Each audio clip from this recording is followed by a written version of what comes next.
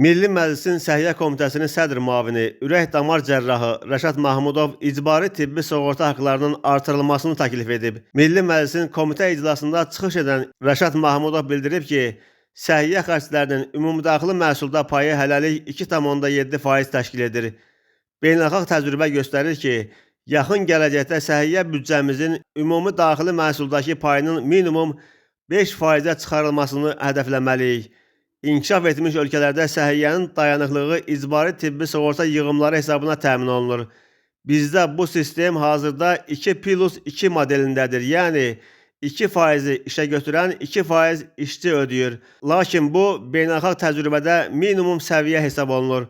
Qazaxıstan son illərdə 3+3 modelinə keçərək səhiyyə fondlarını 2 qat artırdı. Türkiyədə bu nisbət ümumilikdə 17%, Almaniyada isə 14,6%-dir. Bu fərqlər təsadüfi deyil. Səhiyyə sisteminin xidmət keyfiyyətinə, dərman təminatına və əhalinin məmnunluğuna birbaşa təsir göstərir. Əgər biz yaxın illərdə dayanıqlı, əlçatan və keyfiyyətli səhiyyə xidmətləri qurmaq istəyiriksə, mərhələli şəkildə 2+2 modelindən 4+4 səviyyəsinə keçid vacibdir. Bu keçid təkcə faiz artımı deyil, bu 3 strateji nəticə verəcək. Birincisi, sistem dayanıqlığı artacaq, dövlətin maliyyə yükü azalacaq, sığorta fondu sabit gəlir axınına çevriləcək, xidmət keyfiyyəti yüksələcək, yığımlar hesabına xidmət zərfi və dərman təminatı genişlənəcək, vətəndaş məmnunluğu artacaq, ödəyən hər kəs aldığı xidmətin qarşılığını daha aydın görəcək. Bu məsələ ictimaiyyət tərəfindən bəzən yanlış başa düşülür, əlavə yük kimi təqdim olunur, amma əslində bu mexanizm dövlətin üzərindən yükü azaldan deyil, vətəndaşın sağlamlıq hüququnu daha güclü təmin edən bir sistemdir. Çünki sığorta yığımının artması o deməkdir ki, daha çox vətəndaş daha keyfiyyətli xidmət alacaq. Sistem isə maliyyə baxımından özünü təmin edəcək və şəffaf olacaq.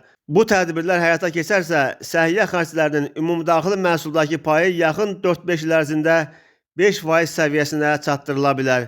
Bu isə artıq Avrasiya ortalamasına uyğun bir nəticə olacaq, deyə Rəşad Mahmudov bildirib. Bu məsələyə münasibət bildirən Maliyyə naziri Sahil Babayev isə deyib ki, bugün icbari tibbi sığorta haqlarını artırmağa ehtiyac yoxdur.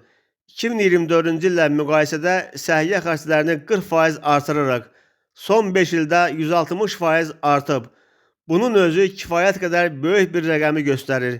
Səhiyyənin ümumdaxili məhsulda payı 2,7%-dir. Avropa ölkələrində daha yüksək rəqəm ola bilər, lakin toplanan icbari tibbi sığorta haqlarının dəyərinə də baxın.